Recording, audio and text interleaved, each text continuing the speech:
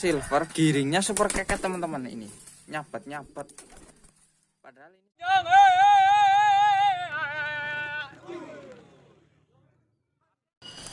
jamu merpati giring keras. Cara membuat jamu merpati agar giring keras. Jamu merpati giring keket. Ya, Ciri-ciri merpati tinggi setut kencang. Ciri-ciri merpati terbang tinggi stabil.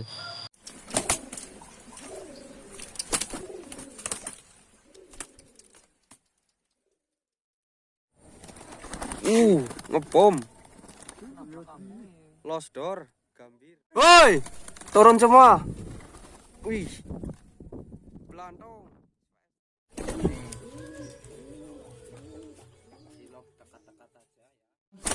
Oke, ini ada kelabu telampit, giringnya super keket ya. Nyabet. Orok. Woi. Nih. Wih.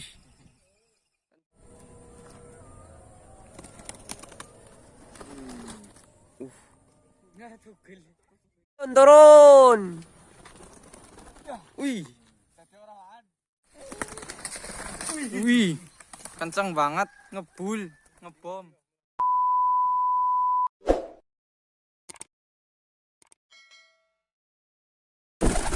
Oke teman-teman, balik lagi dengan saya Gufron di channel Ale Merpati. Jadi di video kali ini saya bikinkan tutorial cara memilih merpati yang bagus, ciri-ciri merpati yang bagus, ciri-ciri burung merpati terbang tinggi stabil menurut rabaannya, menurut bulularnya, ciri-ciri merpati tinggian terbang tinggi stabil. Seperti apa burung merpati tinggi stabil? Sebelum lanjut videonya, buat teman-teman yang pengen nonton merpati saya ketika merpatinya terbang, link videonya ada di deskripsi. Di situ ada lomba burung merpati. Saya pakai jersey warna biru, saya pakai baju warna biru. Ada burung yang dapat jagungan ya. Merpatinya itu kelabu merah, namanya Mercy. Link videonya ada di deskripsi. Oke, langsung saja. Buat teman-teman yang baru nonton video saya, silahkan gabung, pencet tombol loncengnya sebelah kanan supaya teman-teman selalu dapat notif dari semua video saya. Bisa cek juga keranjang di sini. Ini ada keranjang, itu ada jamu burung merpati atau yang lain-lain, teman-teman bisa cek ya.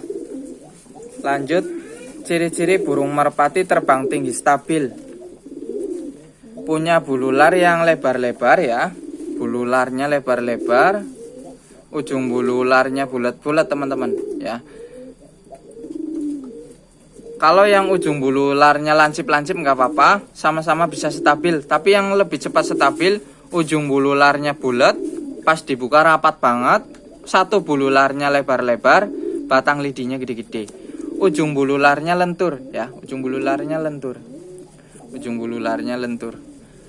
Pinggangnya ramping, pinggang bagian sini pegangan tangan ramping ya, pinggangnya ramping, tembakannya keras. Untuk paruh ada yang tebal, ada yang tipis, sama-sama saya rawat ya, sama-sama bisa stabil, sama-sama bisa tinggi stabil. Paruh tebal dan tipis sama-sama bagus. Hidung juga tebal dan tipis sama-sama bagus. Karena apa?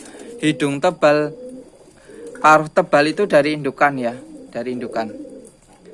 Saya nggak ada maksud menggurui, saya hanya berbagi pengalaman selama saya beternak burung merpati, saya melatih burung merpati ya.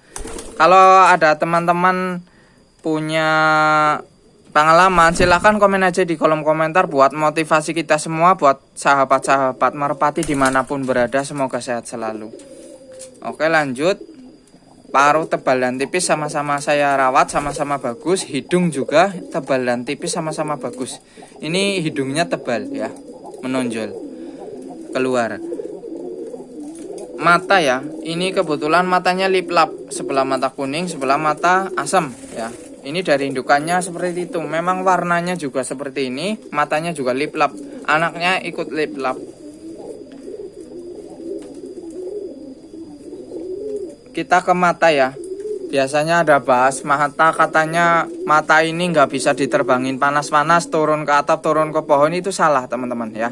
Jadi kalau kita punya bahan beli pasar, kita punya bahan anak merpati yang dilatih di lapak meja atau lapak bebas, terus kelihatan prospek, terus kedepannya kita ada rencana buat lomba, berarti kita harus melatih merpatinya selama dari bahan sampai jadi player kita sesering mungkin dilatih di jam-jam lomba, jam-jam panas ya.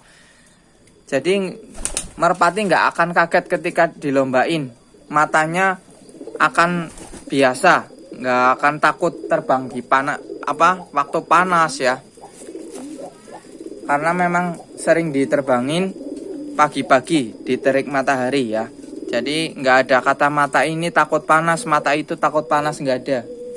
Semua tergantung awal kita melatih merpati, teman-teman. Merpati memang harus dilatih di jam-jam lomba. Kalau ada rencana kita punya bahan piyikan ya, atau beli di pasar, terus prospek kedepannya buat lomba merpati, kita memang harus melatih merpatinya di jam-jam lomba.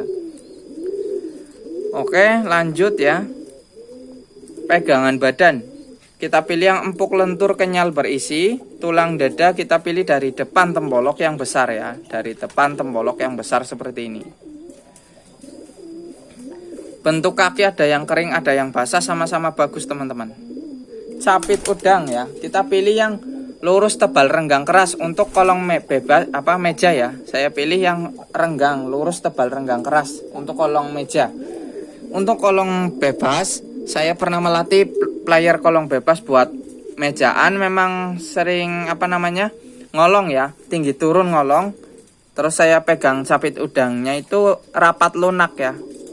Beda yang sering saya latih untuk mejaan ya, saya pilih yang renggang tebal ya. Tapi kalau untuk bebasan nggak harus renggang, rapat pun bisa. Karena memang saya pernah ada player kolong bebas saya latih di mejaan, biasanya ke bantal, biasanya turun ke tanah. Karena memang kolong bebas rata-rata udah sering ke tanah ya, sering ke busa yang di bawah ya. Jadi nggak ke betinanya langsung. Makanya setelah saya pegang capit udangnya itu rapat lunak teman-teman. Beda dengan yang sering saya latih dari nol untuk mejaan, saya memang rata-rata capit udangnya itu renggang, tebal renggang. Jari manis saya bisa di tengahnya atau lebih renggangnya. Oke, saya lanjut ke bahu ya, bagian ketiak bahu. Kita pilih yang tebal ya, bagian ketiak kita pilih yang tebal, bagian ketiak kita pilih yang tebal ini. Bahu tebal ya, semakin tebal semakin kuat, semakin bagus. Leher ada yang panjang, ada yang pendek. Jadi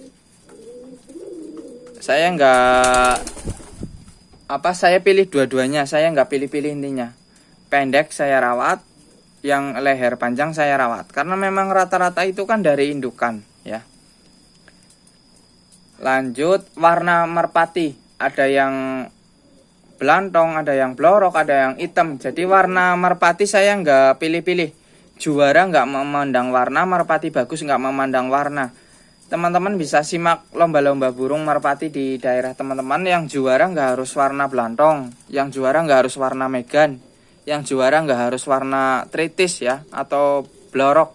Jadi semuanya bisa juara, warna apapun bisa juara teman-teman ya. Merpati bagus nggak memandang warna. Oke, lanjut. Karena ini nggak ada ekornya ya, saya cari yang ada ekornya. Ini.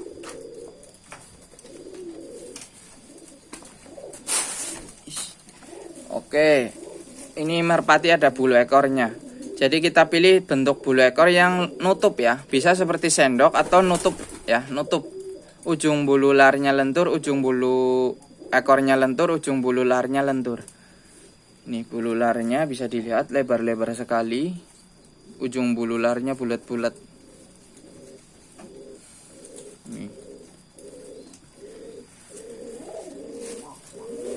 Matanya mata putih ya. Jadi mata itu yang paling penting titik hitam di tengah, nggak pudar ya.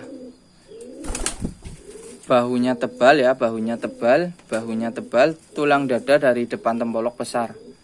Ini besar banget teman-teman. Besar kuat ya. Dari depan tembolok besar. Ke belakang kecil nggak apa-apa. Yang paling penting dari depan besar ya. Intinya dari depan tembolok ini besar. Dari pertama dada ini ke belakang pertama besar ya, ke belakang kecil nggak apa-apa. Yang penting jangan dari depan kecil ke belakang kecil, kurang kasar turunnya. Kita pilih yang dari depan tembolok besar. Meskipun burung kencang kalau punya tulangan yang terlalu kecil biasanya cepat ngempos teman-teman ya, tenaganya cepat ngempos. Oke, ini. Jadi ada dua macam bentuk kaki, ada yang selonjor ke belakang, ada yang mencengkram. Sama-sama bagus ya, sama-sama saya rawat teman-teman. Ada yang selonjor seperti knalpot ke belakang, ada yang nyengkram. Sama-sama saya rawat. Sama-sama bagus. Bentuk pegangan badan merpati ini empuk, lentur, kenyal, berisi. Pinggangnya ramping ya, pinggangnya ramping. Bentuk bulu ya teman-teman, ada yang halus seperti ini, ada yang kasar. Ada yang halus nyutra, bagus, ada yang kasar juga bagus. Karena di kandang saya ada yang merpati bentuk bulu kasar dapat jagungan. Apalagi yang bentuk bulu halus ya, dapat jagungan. Oke, buat teman-teman yang pengen sharing-sharing, ada pengalaman burung merpati, komen aja di kolom komentar. Buat motivasi kita semua, buat sahabat-sahabat merpati dimanapun berada, semoga sehat selalu. Buat teman-teman yang sudah menonton dari awal sampai akhir, saya ucapkan terima kasih. Salam satu hobi, sampai jumpa lagi di video saya selanjutnya.